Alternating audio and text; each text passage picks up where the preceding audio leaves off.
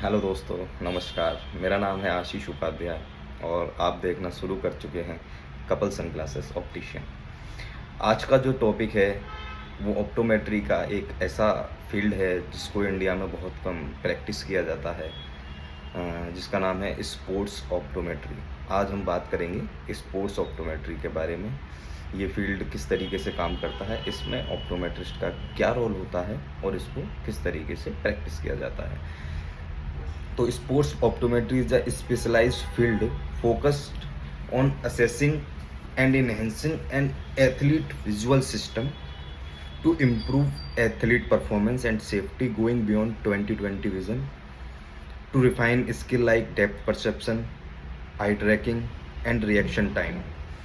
Optometrists in this field provide specialized vision training, corrective eyewear, and protective wear to optimize performance and prevent injuries.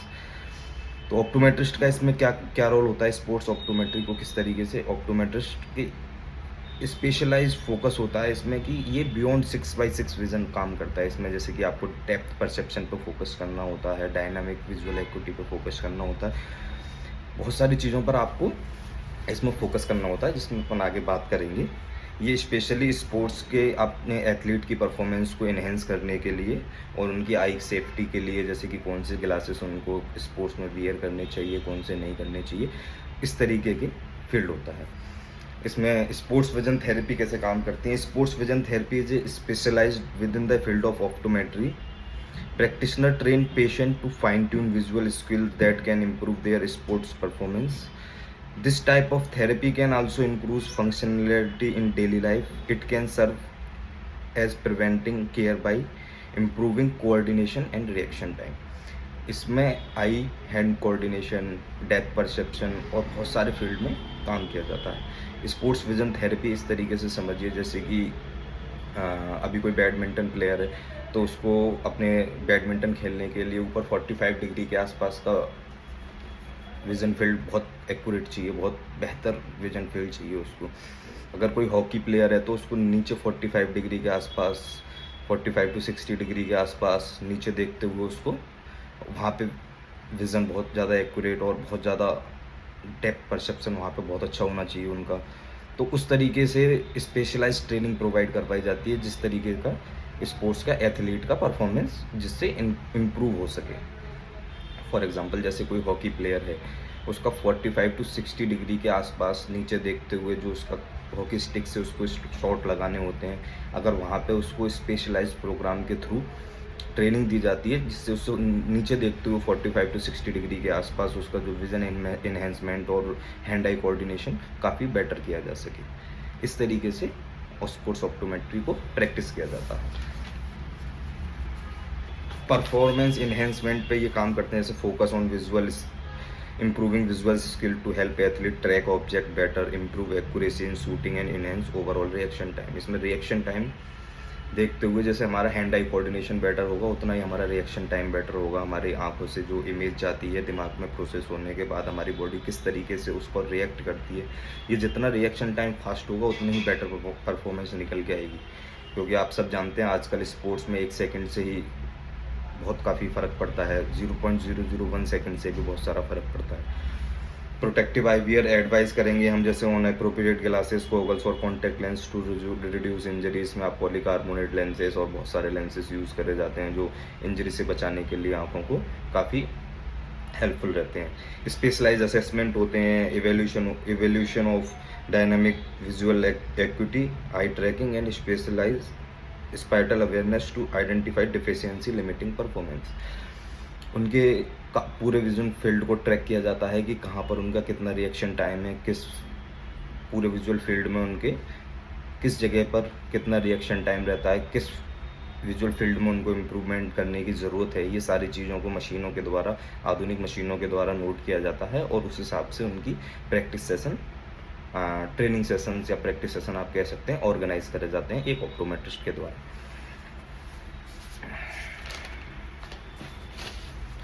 इसके common sign क्या होते हैं? That vision problem is impacting your sports profession. Common science that a vision problem is impacting your sports performance. इसमें एवरेजन of team sports, आपका team sports में मन नहीं लगता है, आपका इंटरेस्ट कम हो रहा है स्पोर्ट्स में, diminished interest in sports, difficulty catching और थ्रोइंग, बॉल के कैच करने में और थ्रो करने में आपको दिक्कत आती है। आपको inability to see the ball clearly, ball या फिर कोई भी मूविंग ऑब्जेक्ट आपको क्लियरली नहीं दिखता है। Struggling to track the ball और अदर प्लेयर, आप स्ट्रगल करते हैं ट्रैक करने में बॉल की मूवमेंट को, बॉल की हाइट को या डिस्टेंस को। Over and under estimate distance, आप डिस्टेंस को ओवर एस्टिमेट या अंडर एस्टिमेट कर देते हैं। Poor sport performance after the practice, after strong athletic skill, आपकी जो परफॉर्मेंस है उसमें सुधार नहीं आ रहा है काफ़ी प्रैक्टिस और आपकी एथलीट स्किल्स होने के बाद भी। Improvement is noticed even with practice, practice के साथ भी आप में इम्प्रूवमेंट नहीं आ रहा है। आपको ट्रबल रिमेम्बरिंग प्लेयर का आपको याद रहना में दिक्कत होती है कि प्लेयर किस पोजीशन पे है, कहाँ है। ये सारी चीज़ें स्पोर्ट्स ऑप्टोमेट्री में रीड करी जाती हैं, उस हिसाब से स्पेशल ट्रेनिंग सेशंस प्रोवाइड करवाए जाते हैं। कुछ मशीनें होती हैं जो फील्ड ऑफ विज़न को एक्यूरेटली मेज़र करती हैं कि इनका किस एंगल पर कितना रिएक्शन टाइम है, किस एक्सिस पर कितना विजुअल फील्ड होता है, वो उस तरीके से रीड करा जाता है। डायनामिक, इसमें सबसे ज़्यादा रोल रहता है। अब हम बात करेंगे कि इसमें किस किस चीज़ों का ध्यान रखा जाता है, कौन कौन से टॉपिक्स का ध्यान रखा जाता है। जैसे कि इसमें से एक होता है dynamic visual acuity. Dynamic visual acuity allows you to see moving object clearly. This skill is essential for sports such as tennis, racquetball, hockey or soccer for the ability to clearly see the ball and other player while you and other object are moving clearly. ये जो sports optometry जो होती है ये beyond 6x6 beyond 20/20 vision होती है। इसमें vision से इतना रिलेशन नहीं होता है। डायनामिक विजुअल एक्यूटी का क्या मतलब हो गया कि जब आप मूव कर रहे होते हैं तो बॉल की स्पीड, आपके साथ वाले प्लेयर की स्पीड, इन सब का जजमेंट होना और ये सारी चीज़ें डायनामिक विजुअल एक्यूटी के थ्रू मापी जाती हैं। आई ट्रैकिंग इसमें होती है। आई ट्रैकिंग कैसे? Eye tracking is allow you to keep your eyes on the ball at all time without moving your head, enabling the ability to maintain better balance and a faster response to the situation. This skill is essential for any fast moving sports or any type of game played with the ball. इसमें आपकी eye movement को track किया जाता है कि आपके eye movement किस तरीके से आपकी आई मूव करती हैं जब आप किसी फास्ट मूविंग ऑब्जेक्ट की तरफ देखते हैं, या फिर उसकी तरफ जब कोई भी फास्ट मूविंग बॉल या फास्ट मूविंग दूसरा अपोनेंट प्लेयर या आपका खुद का प्लेयर आपकी तरफ आता है, तो आपकी आइज़ कितनी ट्रैक कर पाती हैं उस चीज़ को, उसकी डेप्थ को कितना वो कर पाती हैं। इसमें एक चीज़ रहती है आई फोकसिंग। आई फोकसिंग कैसे रहता है? Eye focusing allow you to change focus quickly and accurately between two distances near and far. This skill is essential for playing all type of sports that involve looking at the goal in the distance and while managing and moving around the opponent up close. इसको ऐसे समझिए, आई focusing में जैसे कि आप distance में देखते हैं तब आपकी आंखों का फोकस अलग होता है, जब आप चीज़ों को नियर में देखते हैं तब आपकी आंखों का फोकस अलग होता है। जैसे कि आपने आप क्रिकेट में देखते हैं किसी ने कोई कैच काफ़ी ऊपर गया तो फील्डर उसके नीचे पहुंच जाता है, जज कर लेता है, लेकिन जैसे ही बॉल उसके हाथों के पास आती है तो वो उसको अच्छे तरीके से ग्रैब नहीं कर पाता है, क्योंकि आँखों का फोकस सडनली पास में चेंज करना पड़ता है उसके लिए। जैसे आँखों का जो फोकस है पास में जब चेंज करते हैं तो आँखों की अलग पावर के साथ देखा जाता है, डिस्टेंस में आँखें जो देखती हैं हमारी वो अलग पावर के साथ देखती हैं। फोकस अलग अलग होता है दोनों ऑब्जेक्ट पे जब हम नियर में देखते हैं और डिस्टेंस में देखते हैं। तो इन चीज़ों की अलग से ट्रेनिंग होती है, डिस्टेंस और फार में देखने की, बार बार कैसे किस तरीके से आँखों का आप एकोमोडेशन इसको कहते हैं, तो आप इसको किस तरीके से मैनेज करते हैं डिस्टेंस में देखते हुए और फार में देखते हुए। इस तरीके से आई फोकसिंग की ट्रेनिंग भी दी जाती है। इसमें पेरिफेरल विज़न बहुत मैटर करता है। जैसे peripheral vision allows you to see images and object such as a teammate और opponent out of the corner of your eyes while fixating on a target. This skill is essential for all sports for the ability to see what is going on all around you without having to turn your head.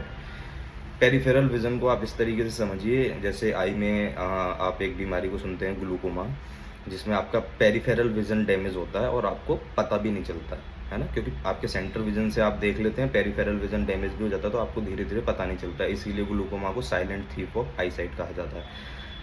तो जब peripheral vision पर आपका training दी जाती है। इसमें peripheral vision को check किया जाता है कि आपकी पेरिफेरल विज़न का कितना रिएक्शन टाइम है, आप बिना आई मूवमेंट करे अपनी साइडों की चीज़ों को कितना क्लियरली देख सकते हो, बिना आई मूवमेंट करे आप कितने एंगल पर, जैसे हमारी आँखों का एंगल एक सर्टेन एंगल होता है कि हम कितना एंगल पर आँखों से देख सकते हैं।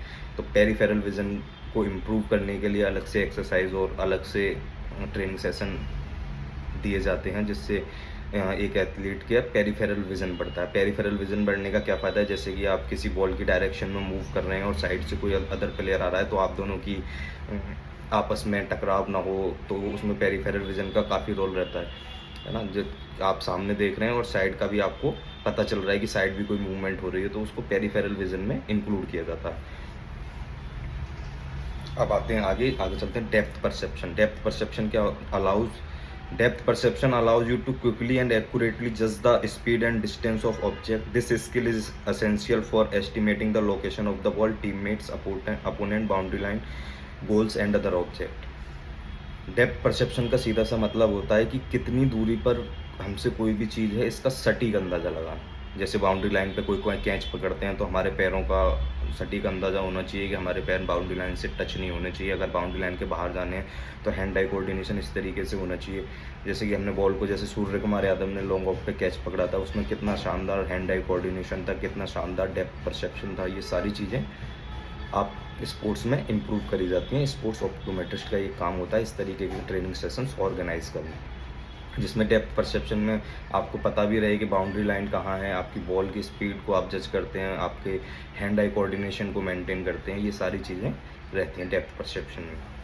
अब एक होता है visual reaction time. Visual reaction time allow you to interpret and react to your teammates और opponent reaction in an appropriately timed manner. This skill is essential for swinging a bat, catching a ball और returning a tennis. Sir, visual reaction time मतलब सामने से आपने देखा कि किस तरीके से शॉट मारा है, या फिर आपने किस तरीके की बॉल आई है, आपको किस तरीके से उसको शॉट लगाना है। तो ये विजुअल रिएक्शन टाइम्स होते हैं। आपकी आंखों ने कितनी जल्दी इन्फॉर्मेशन को गैदर किया, दिमाग में प्रोसेस किया और उसका आउटपुट आपकी बॉडी ने किया, आपके हैंड्स ने, आपके फीट ने उसका आउटपुट किया। इसको विजुअल रिएक्शन टाइम में मेज़र किया जाता है कि आपका विजुअल रिएक्शन टाइम कितना है, आपका ब्रेन इमेज को, सामने वाली इमेज को कितनी जल्दी दिमाग में प्रोसेस करके उसका आउटपुट आपके बॉडी पर देता है, आपके हैंड पे देता है, आपके हैंड आई कोऑर्डिनेशन आपके फीट को देता है, पूरी बॉडी को आपको उसका आउटपुट देता है। ये आपका काम आएगा जैसे स्विंगिंग का बैट, जब आप शॉट लगाते हैं, टाइमिंग के जितने भी शॉट होते हैं, आप सामने वाले के टेनिस के सर्व का रिप्लाई करते हैं, आप बॉल को कैच करते हैं, ये सारी चीज़ें। अब एक आता है इसमें eye hand coordination allow you to react to incoming visual information with accurate body movement. This skill is essential for sports because it enable accurate timing and control over body movement such as when swinging a bat, taking a shot and shooting hooks.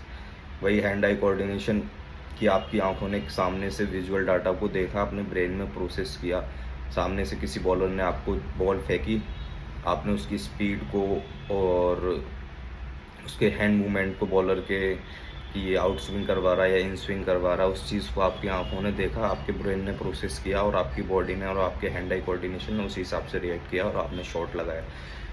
ये बहुत सारी चीज़ें होती हैं। जैसे hockey में आपने देखा, सामने से बॉल आ रही है, एक प्लेयर इधर से आ रहा है और ये सारी चीज़ें आपके दिमाग में, आपके माइंड में प्रोसेस हुई ये सारी इमेज, और इसका आपकी बॉडी ने सही जगह पे पहुंच के उस तरीके से शॉट लगाया कि आपने अपने अपोनेंट या अपने टीममेट का उस हिसाब से रिएक्शन दिया। ये सारी चीज़ें हैंड आई कोऑर्डिनेशन में आती हैं। एक होती है visual memory. Visual memory allow you to interpret and remember a fast moving multi detail image including both people and object. This skill is essential for sports, specifically for being in the right place at right time, enabling you to remember the location of a teammate and opponent as you try to remain in control of the ball.